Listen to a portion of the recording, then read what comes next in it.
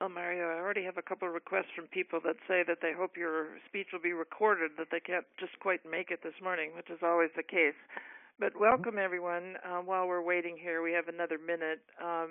You will notice at the top of the chat that Mario has actually typed in a website where you can look up other gamification conferences worldwide. He's been a speaker at a number, or will be a speaker at a number of those conferences this year. And we're just, on the chat button, you'll notice you can type in any question you have. He will take questions at the end, and some of us are typing in where we're from, because we're just sort of sharing that this is being a worldwide event here that people are interested in listening to, with a great interest in gamification. This is Sue Bola. I'm with the Serious Games Association, and we decided to do these webinars this year to illustrate the kind of quality of talk that the speakers at our annual conference, which is in July, the Serious Play Conference this year at USC, will have, and also as a service to our members and the community. So I hope all of you will enjoy the presentation. Since we have a minute here and it is 10, but people are checking in. Mario, do you want to give just a very short bio of yourself, and then we'll get started as people have checked in. Okay. Yeah. Hello. Welcome, everyone. My name is Mario. I live in the Bay Area here in California. I've been here for 12 years, and I've worked for SAP for over 15 years, for nearly 15 years, but I left SAP, the business software company, in October last year. And 4 years ago, we were investigating how we can use business software, how we can use video games or learn from video games for making the user experience on business software better. And back then I stumbled on this term of gamification. And when you Googled gamification, you found 400 search results. That was everything about gamification. Nowadays, when you Google it, you find millions of search results. And since then, I have tried to understand it, to learn, educate myself, and then figure out, okay, there are a lot of areas that are still uncovered, especially when you use gamification in the corporate world, to train people, to engage people, to entertain people, to measure people. Also, because we were operating on a global scale, there are differences from a cultural perspective, from a legal perspective. Data privacy and labor laws are very different in Europe, for example, than compared to the US. And had started to drive that topic and expose myself in that field. And well, that's why I get invitations to speak at different conferences and talk about different sides and angles of gamification and what gamification is. All right, so this whole presentation will be recorded. We'll start in just a minute because we're getting quite a few people signing in. This is Sue Bola again from the Serious Games Association.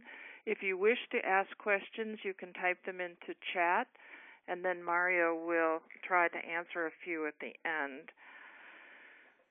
Some of you are also telling us where you're from. We have someone on the line from Paris, so we've got a real worldwide call-in here, and happy to have all of you.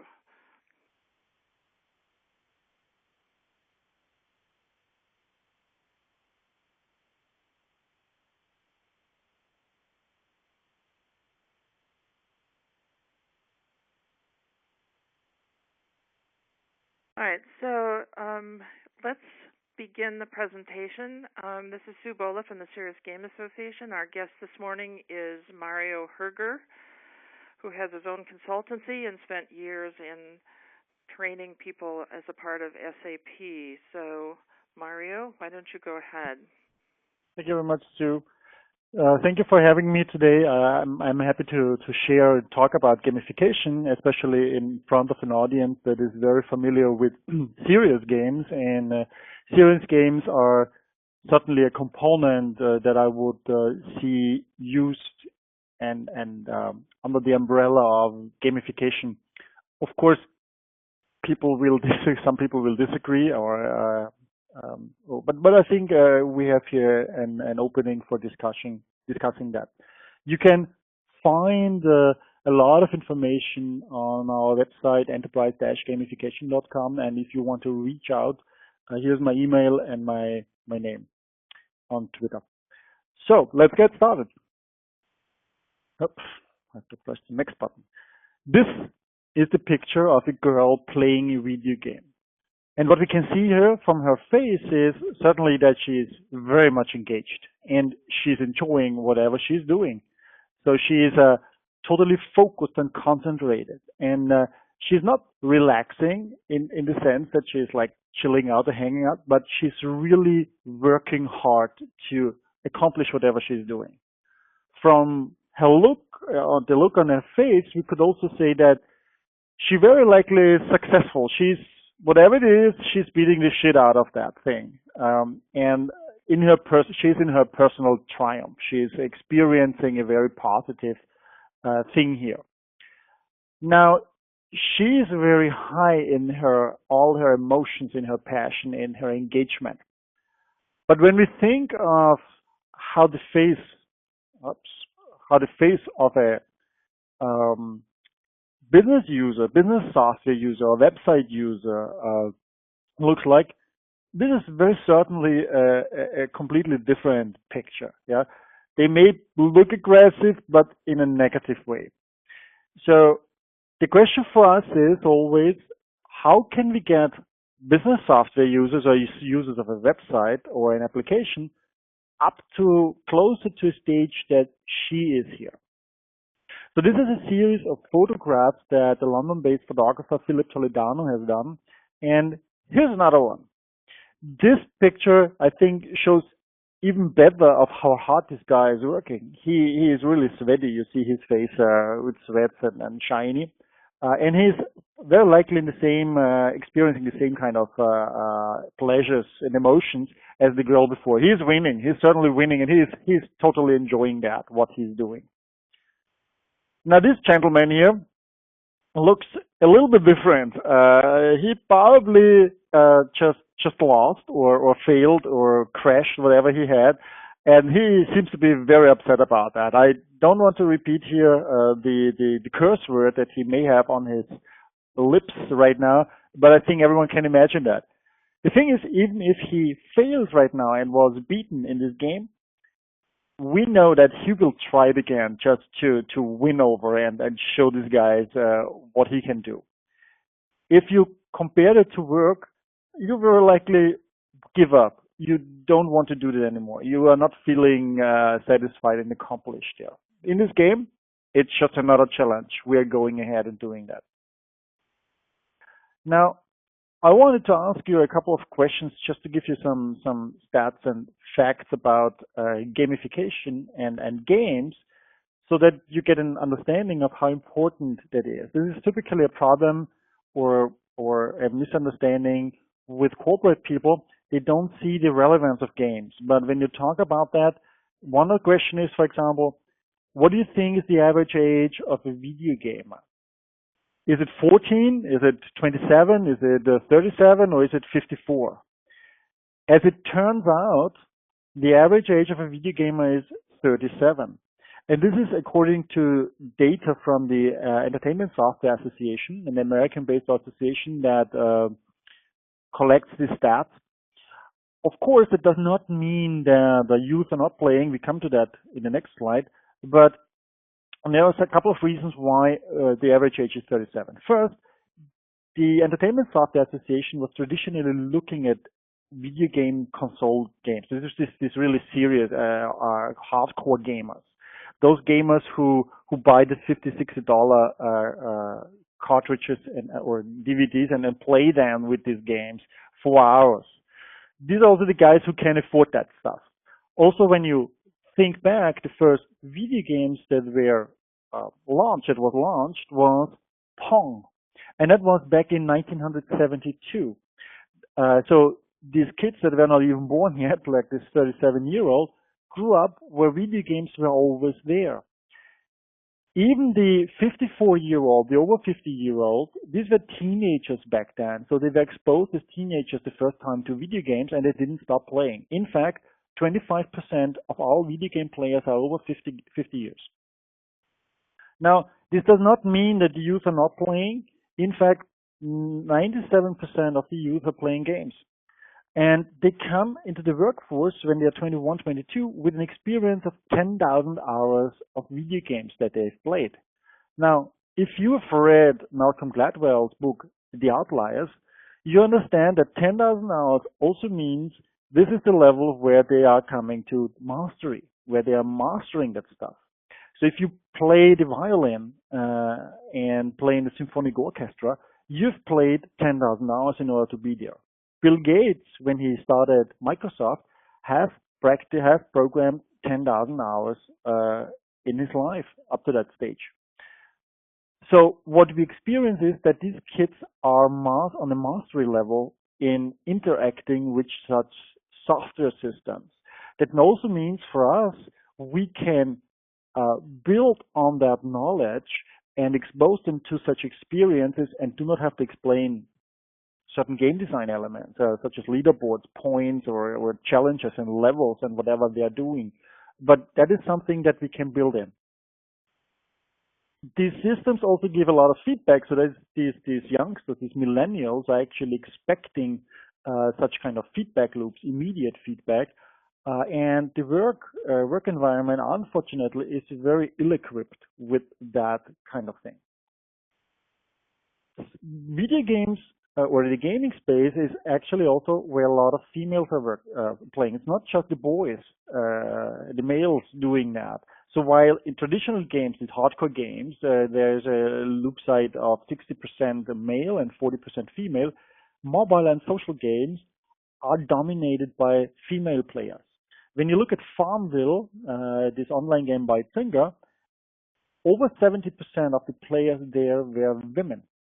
And actually in a special age range, 35 to 45, which has some other reasons why this was so successful with this age range. Here is a picture from soldiers playing video games, and as it turns out, the most popular games among soldiers, US soldiers who were serving in Iraq and Afghanistan, were Halo and Call of Duty. Now, Halo and Call of Duty are, as you may know, first-person shooters, war games, so to speak. Let me translate that for you. Real soldiers serving in a real army, fighting a real war, were relaxing when they came home in their tent camps or in their barracks by serving as virtual soldiers in a virtual army fighting a virtual war. I don't know about you, but when I come home from work, I'm not just calling some customers to relax or do some expense reporting. I had actually in my workshops, I conduct workshops on gamification. I had in my workshops a couple of veterans, US veterans, and in one of my last workshops was a woman. She served 4 tours in Afghanistan and in Iraq, and she told me that they were 6 or 8 weeks out there in a remote outpost in Afghanistan, and they didn't have electricity for this period. But when they finally got the diesel generators, the first things that they hooked up were the Xboxes to play these games. Now, what is gamification? Does gamification look like this, like Angry Birds? Or is gamification more like this? You may know that. That is LinkedIn. Do you think that is a gamified system? Actually, it is a heavily gamified system with at least 20 game design elements that I have found. When I talk about game design elements, I mean things like profile bars, time pressure, virtual currencies, avatars, and so on. You see a couple of these things that change behaviors and create a feedback loop. So where the users are doing more, sharing more information, or doing other things, or doing it in a timelier manner than you would expect without these elements. Now, when we compare games and work, we see that they have a lot of similarities. We have tasks, We have feedback, we have goals, path, mastery, rules, information, failure, status of users, promotion, collaboration, speed, risk, autonomy, narrative, and obstacles, and probably much more that I couldn't put on that slide. Now, let's take a look at tasks. When you look at a game such as Angry Birds, what do you do there? You do basically nothing else than, the goal of the game is to slingshot a bird towards pigs and kill the pigs for whatever reason. There's a story behind that. They stole the eggs, and that's enough for the angry birds to be angry and kill themselves by killing the pigs and slingshotting themselves. Yeah. But when you look at the game of how you play that, and you watch somebody from the back playing that game, you would see just always the same kind of movement. It's just a finger movement, a finger switch flick from left to the right, which from your perspective would look pretty boring, right?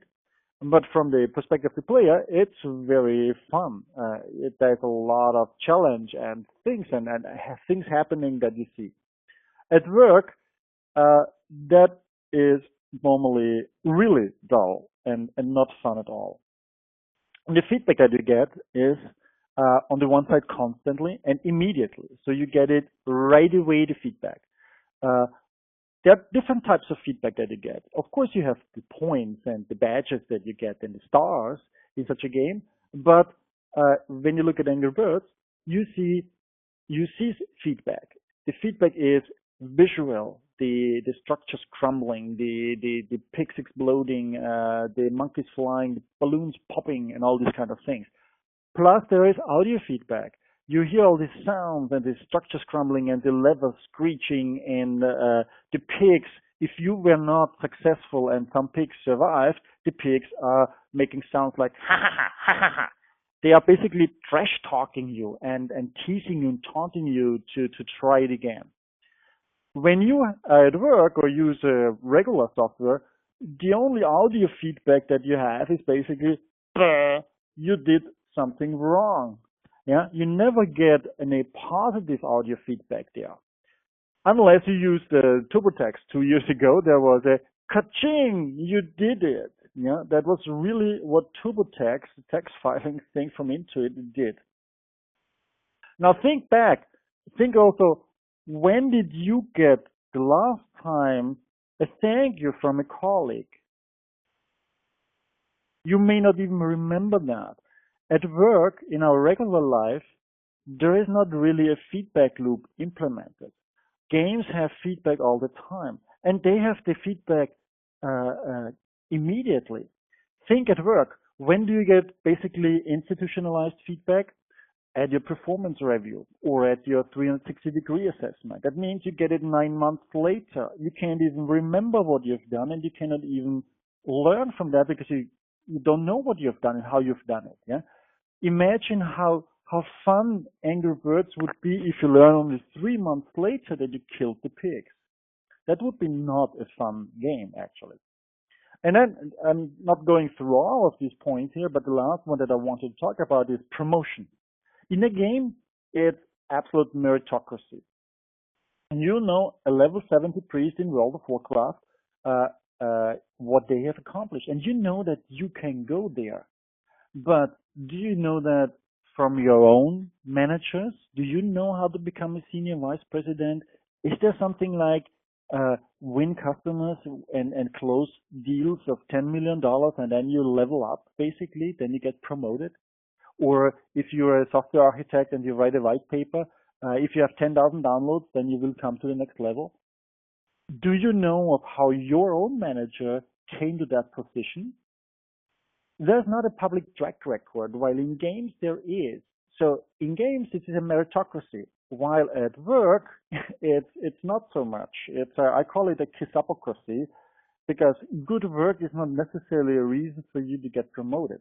And we are living in a capitalistic society where we say, if you do good work, you will get promoted and you will get and earn more money. We all know that this is not working like that. Here's a matrix of different terms and approaches using games or gameful experiences. You know, play, plays basically when a little child takes an object and pretends this is like a truck and drives around with that. So this is spontaneous, there are no rules, there are no goals. It's unstructured. A game, on the other hand, such as Monopoly, has rules and has goals and is structured, yeah, and it often has an end and it has a defined number of players. A serious game, and now we're coming to you, and you know, of course, way more than I do about that, is similar to a game. It has also rules and goals and is structured. But the primary purpose of a serious game is, as you know, is not so much about entertaining. It's more about teaching a skill. It also aims at having a real world outcome. So when you learn the skill there, you should afterwards be able to apply it to a real world situation. A simulation, on the other hand, also has all these same characteristics as a serious game, but it tries to mimic a real world process. And often it is even in the system that you're operating. Yeah. So if you have a flight simulator, you could sometimes actually play the flight simulator in the real airplane. Or if you use an enterprise software system, you could use simulation data there to go through certain scenarios and simulations. Now, gamification, on the other hand, follows all these rules, and it always has a direct and real-world outcome. So LinkedIn, when I do something in LinkedIn and it is gamified, it is immediately available there. If I have a time recording system and I do it in a timely manner, I have immediately a real-world outcome. And as you see, it is typically, in most cases, it is in the system, in the real-world system that I'm operating. Now, what is gamification? Gamification design elements that we use, well, as a serious game designer, you know many of them. You have things like progress bars. You have visual feedback and graphics and decoration, like we see on this Candy Crush screenshot. Or we have on the right side things like avatars. So this is if you know this application, it is Waze, which is a navigation application that was recently purchased and acquired by Google. And they are merging now this functionality. So you see here in these avatars other players, other drivers basically using that application, and you see their statuses depending on their decorations and the crown and their shields that they have. Then we have a serious game that was actually built for entertainment and not for teaching, but that was Where in the World is Carmen Sandiego. So they use a narrative to teach. Narrative is a game design element. And then we have reputation badges or badges. And on the right side, we have a sophisticated leaderboard. This is actually from the Sochi Olympics, Winter Olympics, a leaderboard that one newspaper used to rank countries, nations. There's, of course, a large number of game design elements that you can use. We started collecting some on our website, so check it out if you want to learn more about that. Now, what is important when we talk about gamification is that we have empathy with the player. And we talk about player and not user. Traditionally, we are talking about a user in a corporate environment. So that means we look at the user and try to figure out what makes the life of the user easier. But in gamification, we talk about the player. And we are asking the question not so much about what makes the life easier, but what makes the life of the player more interesting. What motivates the player? How can we make a more engaging and entertaining and interesting experience for them? That is what games typically do. And we need to have, for that, we need to have empathy with them. We must not have, this kind of negative feeling towards the player. The reason why I chose this screenshot is I've seen designs, gamification designs for roommates, where the gamification designers, according to the managers, build a design where the roommates were always punished. If they were too slow cleaning the room, they were punished. If they were not cleaning the room well enough, they were punished, and so on. So whatever they did, they were punished, but never got this positive feedback. So we need to have empathy with that. Then we need to look at the purposes that we try to achieve with gamification. One is to engage. Engage means, for example, do it quicker in a timelier manner, or fill out more fields, yeah, or go this extra mile and ask more questions and share that with the others.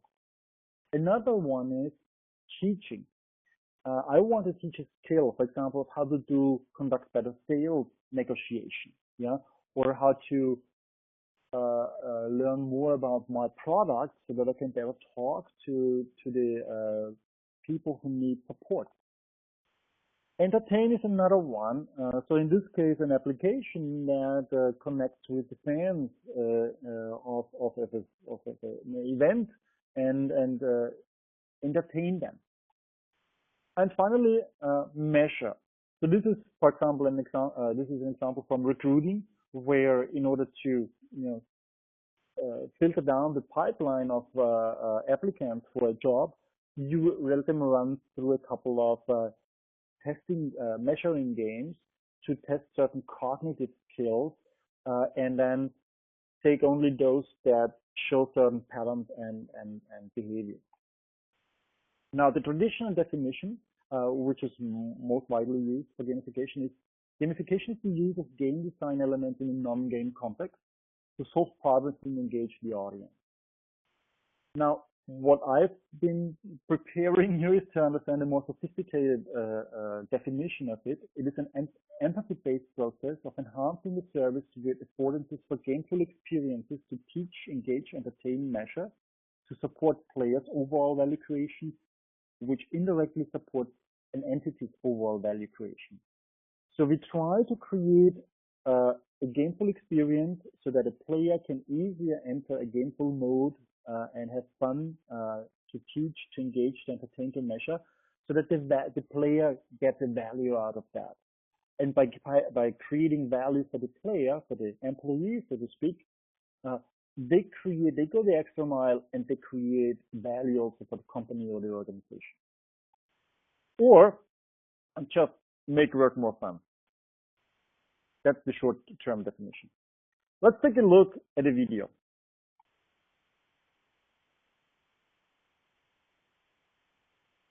Turn up your volume so that you can hear the music.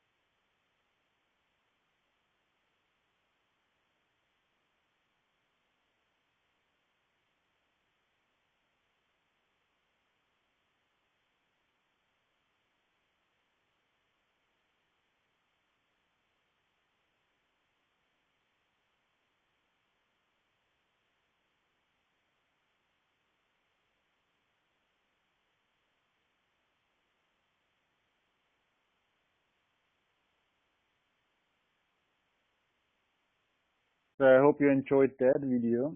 Give me a second, I'll try to bring back the slide deck.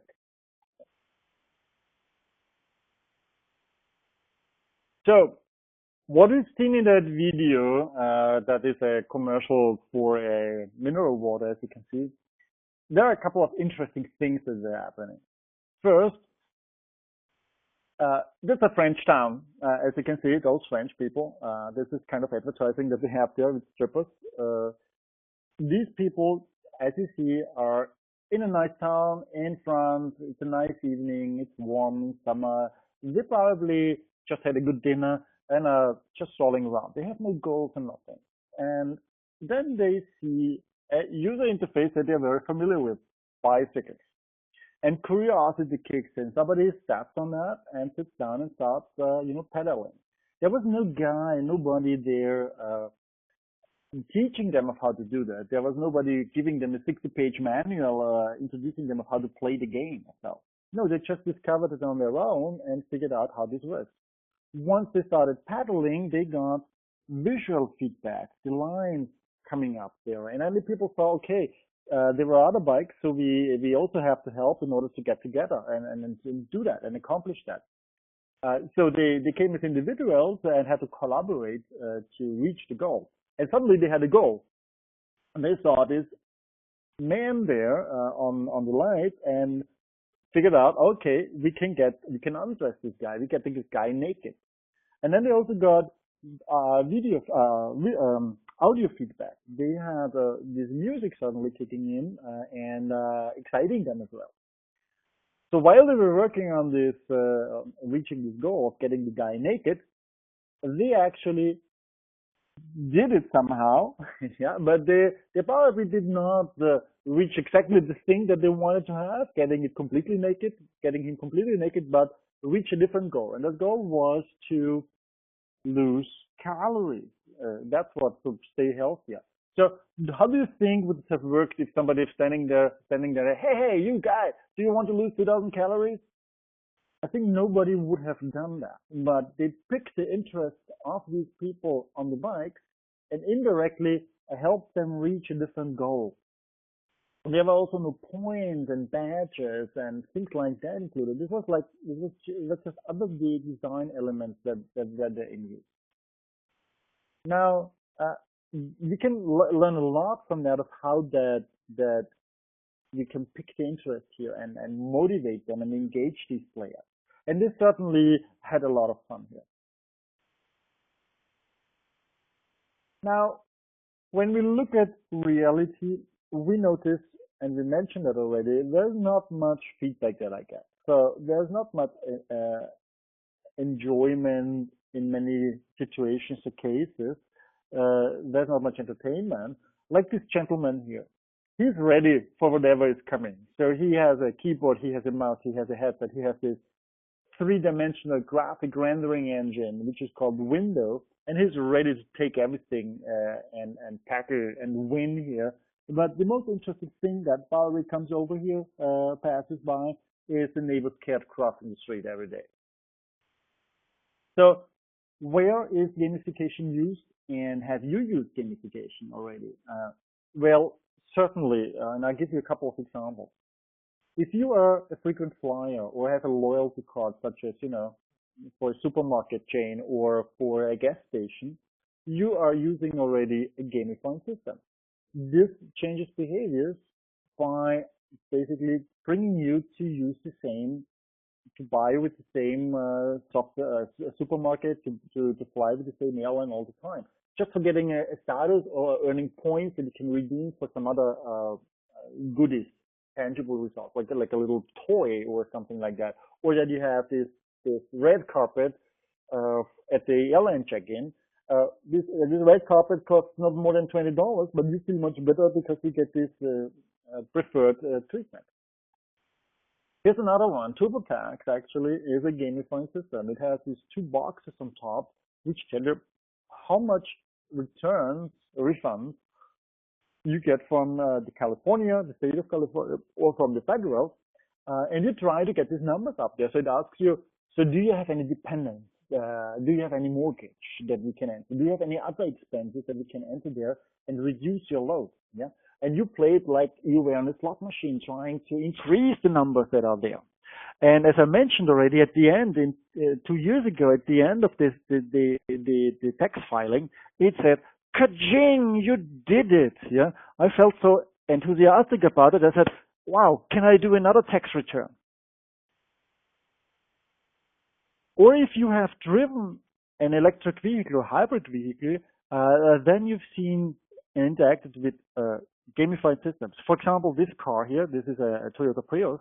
It has in the middle the average 62.5 miles per gallon. I have friends who keep taking pictures of that thing and posting it on Facebook to show me their next high score.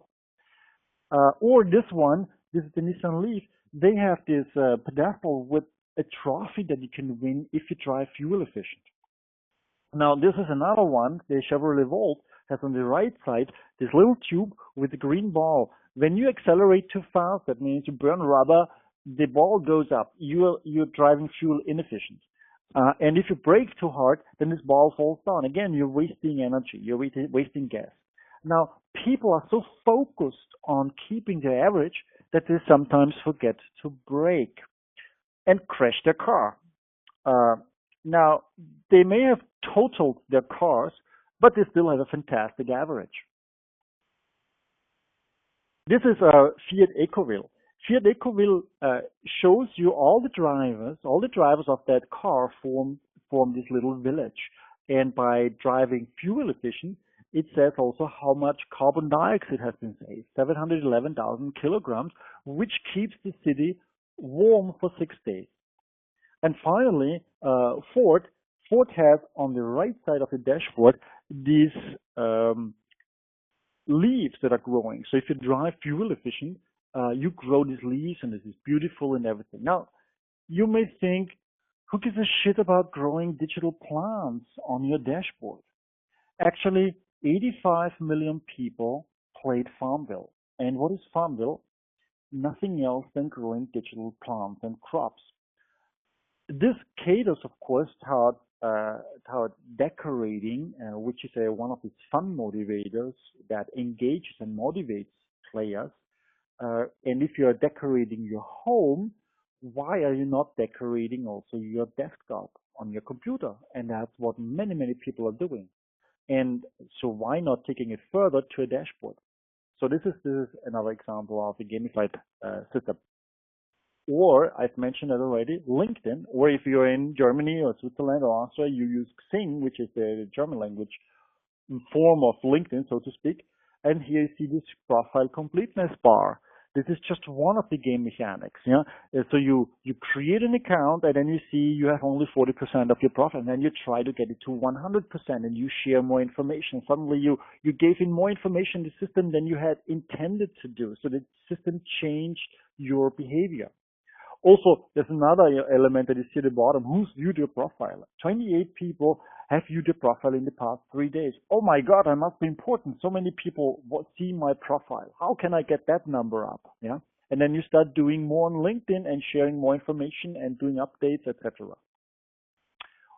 Amazon is, of course, also a gamified system. It keeps telling you, there are ratings on these books. And then if you're a reviewer, you basically give feedback to the author, which is a feedback loop. And then people who read your review also give you feedback. 18 out of 18 people found the following review helpful. Yeah? Or if you go shop and buy something, there is sometimes something, only 3 items left in stock. Buy quickly. Yeah. So the time pressure, like on eBay or something like that. So if you're not buying now, you are losing out on that opportunity. And suddenly 30% of more people, 30% more sales are done on that because of that time pressure element. Or if you are jogging or doing some health and fitness stuff, here's another application that's called Nike Plus. So it shows you your average mileage. It lets you rate how was your run. It lets you pick up challenges with friends so that you run more miles or faster than others.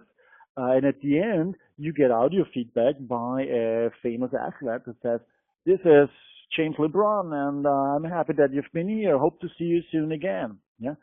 Now, this may be too technical for many of you, but there are other jogging applications like Zombies Run, and they use a narrative as an element. So you go jogging. The story behind it is you live in a zombie-infested world, and once a day you have to get out of your zombie shelter and collect batteries and food and all these kind of things.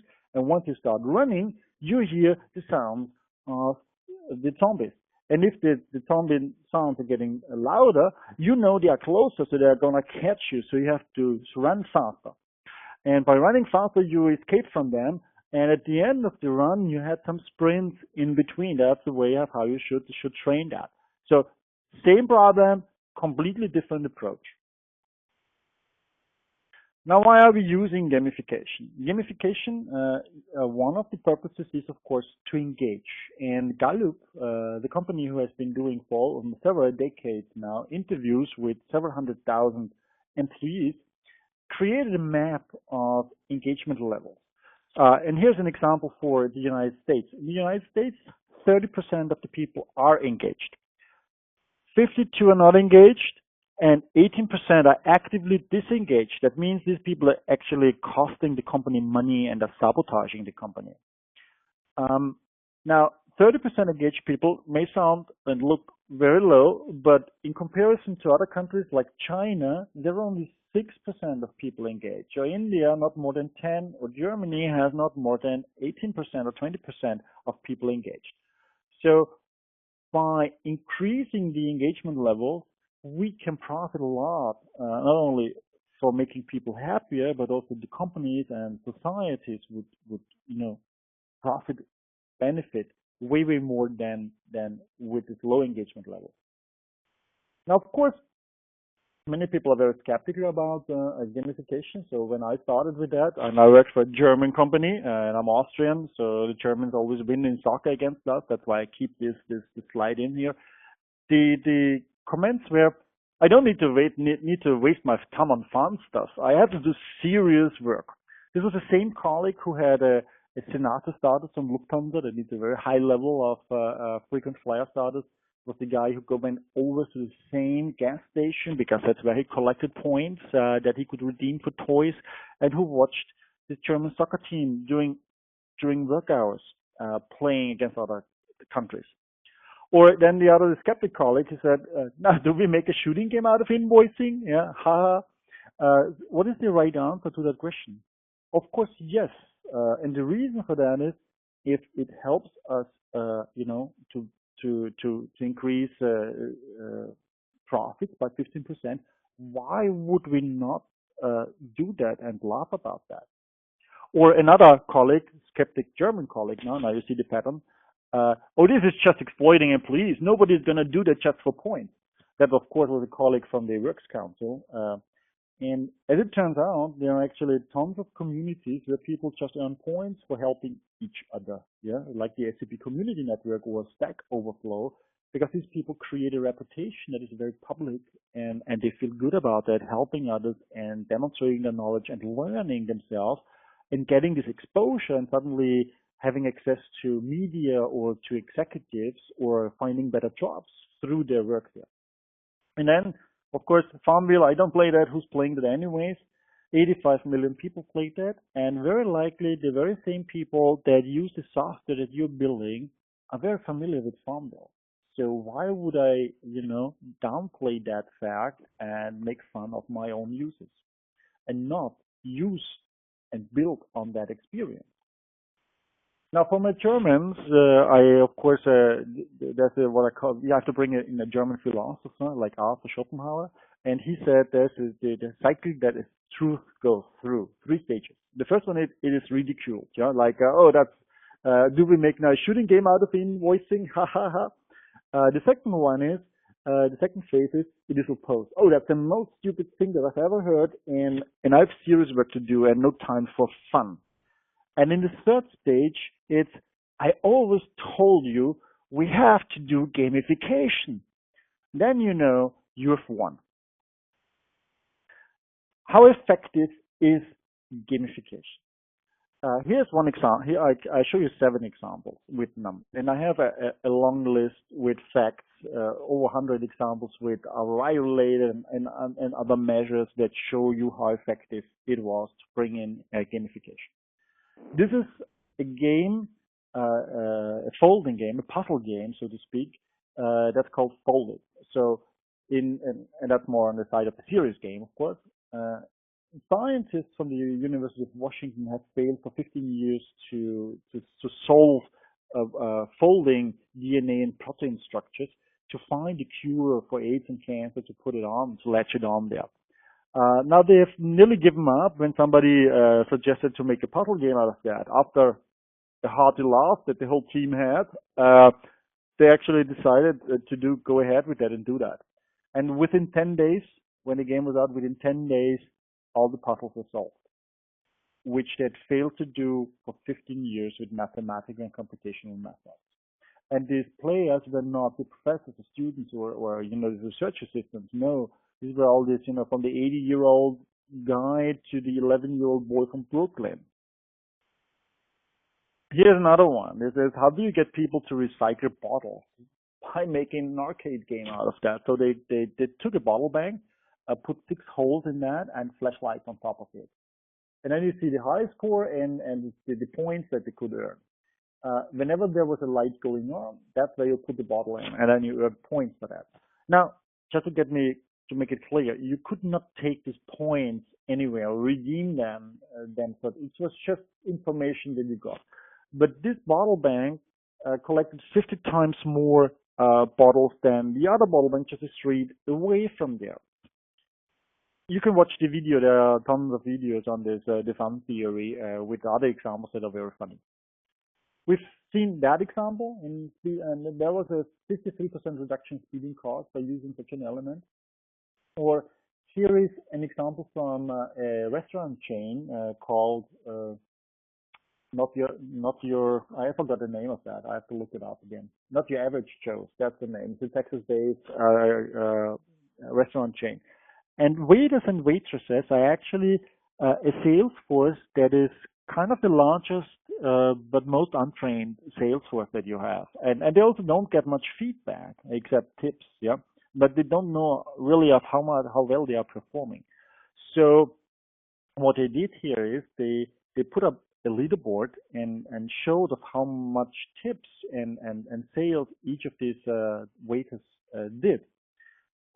And you have to know that a good waiter can add $8 to $9 to a tab because people feel comfortable and they order more and stay longer, while a bad waiter, they just deduct the same amount from a tab, which of course is understandable because they just want to get the hell out of that restaurant when there's such an unfriendly service there. Now, by doing that, they could increase by over 3% of sales. They could increase gratuities, which is of course very important for the waiters. But they also created $1.5 million more in revenue, which in a low margin industry like the restaurant industry is of course significant, can make or break you. Or here was a case of how do you get people not to use the escalator, but go up the stairs by making a piano staircase out of that. Watch the video. It's very funny of how people walk up there and the old gentleman with the cane and the dogs and the babies and the kids, and they are jumping around on those things. 66% more people use the staircases. Another example comes from sales. So sales agents have what is called events. An event occurs each time they call a customer, or talk to a customer, or meet a customer, and they should, of course, report that they've done that in the system so that the managers can follow up and see that, and that you just keep record of that. The sales managers, of course, suspected that there must be way more going on than was reported. So what he created is just a point system, simple, stupid point system. Yeah, by reporting an event, you got a point. It turns out the event reporting went up from 50 to 85 per week. And not even that, the sales agents made more calls just to be able to report more and earn more points just to be on top of that leaderboard.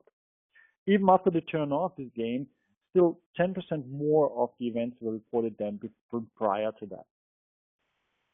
Similar example from a call center. In a call center, they try to train them and to give them feedback of how they're doing with their support, and they could reduce the call time by 15% without sacrificing the quality and increase the sales by 8 to 12%.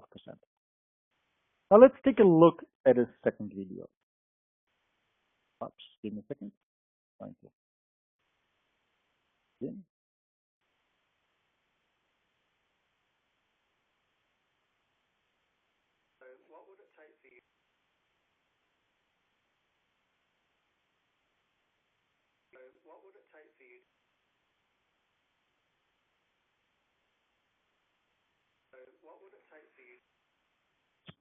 Oh, something is wrong with the video.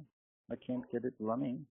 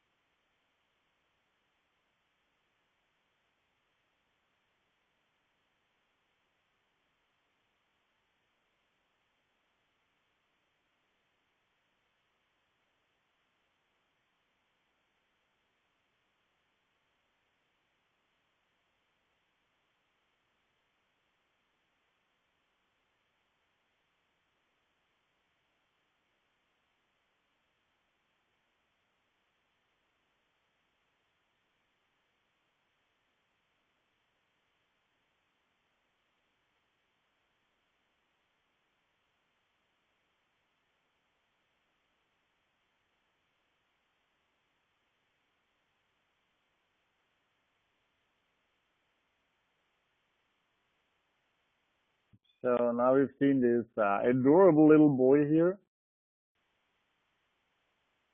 Give me a second to get back to the slide deck. So before I go into detail here, here's a question to the girls on the call. You see the pea that falls into the water. Do you have an idea of what this pea is for? And that's of course for aiming. It's a target. Man, I get this question a lot. Often the girls don't understand. Oh, what's a P here for? I have no idea what's going on here. This is of course a target. Men are very distracted in such a situation, and they spray all over. But with that, suddenly the hunting instinct comes in there, and they just target that. When the Amsterdam airport Schiphol introduced those little flies into the urinals, the cleaning costs were reduced by 80% actually. So what we've seen here is a boy not lifting the toilet seat. So he's always peeing over the toilet seat, and he doesn't care. It's not his problem. The father has a problem here because the father has to clean it up. So what options does the father have? He could, of course, punish the boy and say, the next time you do that, no video games, or you may get no candy, you go to a room, yeah? Or he could force him to clean it up, but this little boy is very young, so he probably makes more mess than before. So what does the father do? He looks at it, he steps back and looks at it from a different perspective. The father or the manager has a problem. The boy or the employee pees on the toilet seat. Yeah? So he looks at it not from his perspective, but from the perspective of the boy. What is interesting for the boy? So apparently the boy is interested in cowboys. So what he does is he creates this Hyman situation with audio and visual feedback. The visual feedback is the cowboy glued to the toilet lid and the drawn guns on the underside of the toilet seat. And then you have the Hallmark card, so when he opens that, the music comes up there, the people saying there's a target, there's a challenge, and he is successful. 4 out of 9 attempts, the boy lifted the toilet seat. So that's 44% improvement, which is pretty good actually. It's a 2-digit improvement. At the end of the game, of course, we see something else. There are some unintended consequences. The underpants on the floor, the toilet paper that's not changed. As a gamification designer, I see that as an opportunity to enrich the game, to make the game last longer and put in new missions and challenges. Yeah, how to get him to pick up the underpants or do these things. So there are a lot of things that we can learn.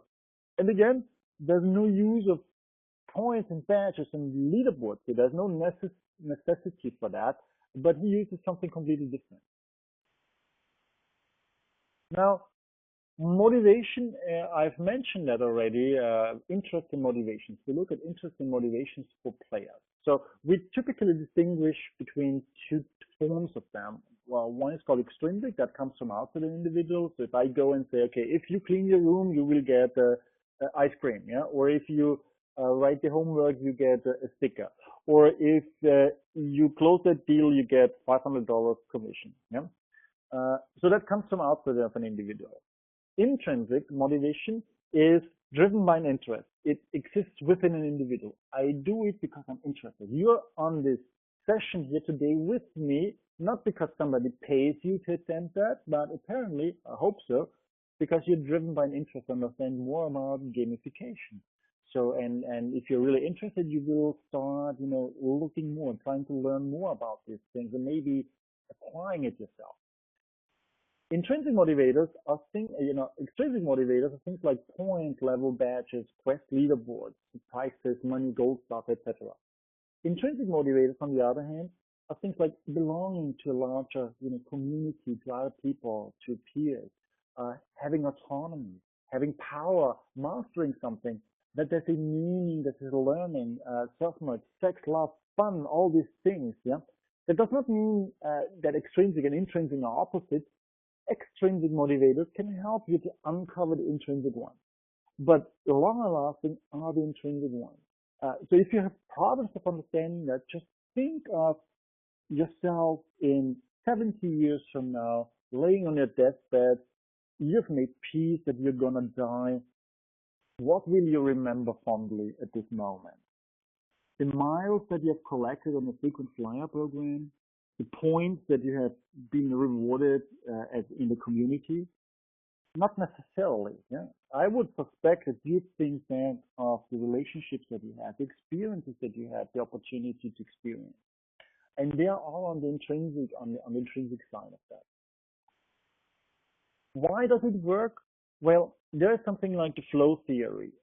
The flow theory says that difficulty and the skills required and the time required are in a balance. So when I play Angry Birds, I do have at the first moment when I play that, the first time I played it ever, I have just one type of bird because I don't know shit about the game. I don't know how it works. So I have to understand it. And after I understand it slowly, it's getting more and more sophisticated. Suddenly there's a second type of bird. So while my skills increase, also the difficulty level increase, and I'm still in the flow. And I play half an hour, and suddenly I have all these complexities there, and my skills are high and the difficulty is high.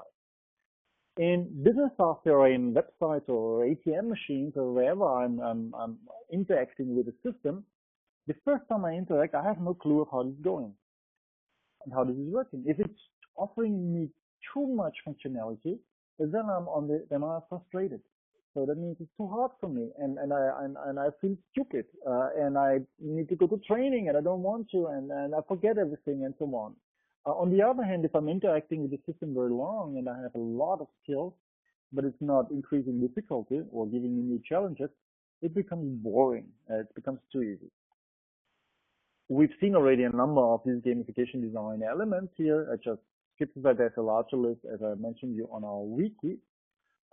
This is like a full and very legible list of design elements, and this is, we just started putting them up there. There are way more available. Now, I wanted to go and look a little bit at the larger vision here. And this is a picture that you cannot make unseen. This is actually a picture from a German career fair. Those Germans, as you can see. How to make career. This is the entrance to the career fair. This mentioned it already. How do you get promoted? Not the meritocracy in the real world, but through gamification. If you're not gamifying just one piece or one element or one system, but you see everything that you interact with in an organization, from inventory management, production management, accounting, quality management, development, communication systems, office, mail systems, Facebook, etc. Yeah, you collect actually a lot of data on your player. The game, what does a game do well? A game tracks basically what activities you've done and how well you've done them. Because in order to reward you, to give you points, to give you positive feedback or negative feedback, it needs to know what you've done and how well you've done that. So it collects a lot of data on that. Now, if we relay that now on gamification, all these things, we get tons of data on the employee. Actually, it's big data on employees that I get, which gives the players feedback of how well they are doing and where they can go and how well they are progressing. It gives them also feedback on how my colleagues are doing and if they are having trouble, so that I need to help them, and together as a team we can win, yeah, and reach out. But also my managers understand them better. Okay, here we have those skills. Oh, these are the guys. Oh, this is a person who knows really a lot on this thing, and we did never really understand that. For HR, it's fantastic to match the team with certain skills and bring them together. For recruitment, so there is a larger vision on that. So gamification is not just a fad because we have to do that. There's a large, big data story, employee story, making the world, making the corporate world also fair and more objective in how we promote people and keep talent and develop. Now, in order to do that, you need gamification technologies. And these gamification technologies, here's just a selection of some of those technologies. I have at least 70 or 80 of them that help you to track such activity of players, and integrated systems that help you to analyze the data, that help you to give you widgets and controls, so that you have, like a leaderboard that you can embed in a CRM system, etc. And these are technologies, just a selection of these technologies. Now, to the company, I founded the Enterprise Gamification Consultancy. I have 3 partners. All of them are great gamification designers and also top people. So there's even a gamification guru leaderboard. We are kind of always on top of those leaderboards. And we're located in the US, 2 of us, one in Melbourne and one in Germany. So we are helping people to create gamification design in a very wide range on a global scale. And we have also books out there. So on the right side, Gamification at Work is a book that already came out in May last year. The book on the left side, Enterprise Gamification, so this Gamification at Work is a good introduction how to use gamification in the corporate world. It's relatively short and compact, 500, 160 pages. The other book on the left side is one that comes out now in May. And it is a much larger and book. It comes in 2 volumes actually. The first volume comes out in May, June, and has like 10 times as much information as Gamification at Work, with a lot of background information. That is the last slide of my presentation. So here's some more information that you can get if you want to understand does gamification make sense for me, and I have that budget. We have a gamification decision engine with the analysis tool that helps you to understand core drives. We have a wiki, which is an archive and a definition, and with tons of examples and also cost ranges, how much does gamification cost for certain things, and articles with blogs from people from the corporate world talking about their experiences and implementation. This is the end of the presentation. Thank Thank you, Mario. This has been a terrific presentation. If we're running a little bit over time, if anybody had a quick question, otherwise we will be sending an email to all of you who signed up for the presentation telling you where you can see a recorded version with the PowerPoints. And as I said, this is a presentation, the kind of quality we have at the Serious Play Conference, which will be in June this year.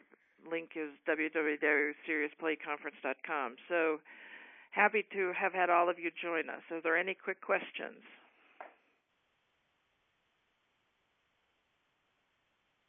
Everyone is overwhelmed. All right. Well, a lot of good information, Mario. Thank you very much, everyone, and have a good day. Thank you.